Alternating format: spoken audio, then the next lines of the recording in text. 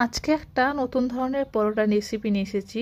আমরা অনেকেই সকালবেলা এবিসি জুস খেয়ে থাকি। সেই জুসটা তো খেয়ে নিয়ে আমরা কিন্তু তার যে পাল্পটা থেকে যায় সেই পাল্পটা তো আমরা অনেক সময় ফেলে দিই, কিন্তু সেটা দিয়ে খুব সুন্দর পরোটা বানানো যায়। তার জন্য আমি এখানটা সেই পাল্পটা নিয়েছি, তাতে নিয়েছি আটা, স্বাদ মতন লবণ আর একটু জোয়ান দিয়েছি। জোয়ানটা দিলে ভালো হয় খুবই, আর স্মেলটাও খুব সুন্দর আসে। এরপর লঙ্কার গুঁড়ো দিয়েছি আর দিয়েছি গোলমরিচের গুঁড়ো।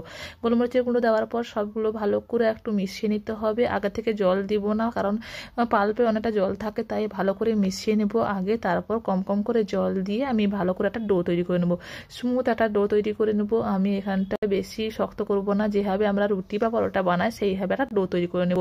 ভালো করে মাখিয়ে নিতে হবে। মাখিয়ে নিলেই আমাদের দেখুন কত সুন্দর একটা কালার এসে গেছে, বিটের কালারটা সুন্দরভাবে এসে গেছে।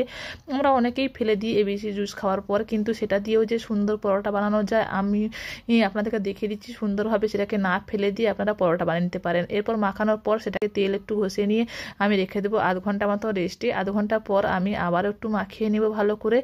1 মিনিট মতন এইভাবে একটু মাখিয়ে নেওয়ার পর ছোটো ছোটো করে লেচি কেটে নেব। ছোটো ছোটো করে লেচি কেটে নেওয়ার পর আমি এটাকে ভালো করে গোল করে নেব। লেচি কেটে নেওয়ার পর ভালো করে গোল করে নিয়ে বেলে নিয়ে সেঁকে নিলেই আমাদের পরোটা তৈরি হয়ে যাবে। আপনারা অবশ্যই একবার বাড়িতে বানিয়ে দেখবেন, খুবই টেস্টি লাগে আর খুব সুন্দরভাবে বানানো যায়, আর খেতে খুবই টেস্টি লাগে। বাচ্চারাও এই পরোটা খেয়ে নেবে, আর কালারটাও তো খুব সুন্দর আসে, তাই আনন্দের সহিত খেয়ে নেবে বাচ্চাদের।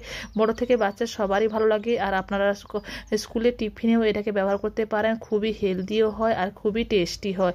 এইভাবে আমি ভালো করে বেলে নিয়েছি। বেলে নেওয়ার পর এটাকে সেঁকে নেব। আমি সেঁকে নেওয়ার জন্য এপাশ ওপাশ করে উল্টে পাল্টে একবার প্রথমে আমি ভেজে নেব। উল্টে পাল্টে ভেজে নেওয়ার পর এখানে অল্প পরিমাণ তেল দিয়ে এটাকে ভেজে নেব। আপনারা চাইলে এখানে ঘি দিয়েও ভাজতে পারেন। খুবই হেলদি একটা পরোটা। আপনারা যদি তেল পছন্দ না করেন, এমনি সাধারণভাবে রুটি বানিয়েও খেতে পারেন, কোনো প্রবলেম নেই। আর খেতে খুব খারাপও লাগবে না, খুব ভালোই লাগবে খেতে। রুটির থেকে তো খুবই ভালো লাগবে, কারণ এখানে গাজর, আপেল তারপরে বিট আছে খেতে, সেগুলোর জন্য মিষ্টিও লাগে হালকা। সেই জন্য আমি একটু লঙ্কা গুঁড়োটা দিয়েছি। আপনারা যদি বাচ্চাদের দিতে চান তাহলে লঙ্কাটা গুঁড়োটাকে অ্যাভয়েডও করতে পারেন, কোনো সমস্যা নেই। দেখুন সুন্দরভাবে তৈরি হয়ে গেছে পরোটা। ভিডিওটা যদি ভালো লাগে লাইক শেয়ার করে দেবেন। Thank you.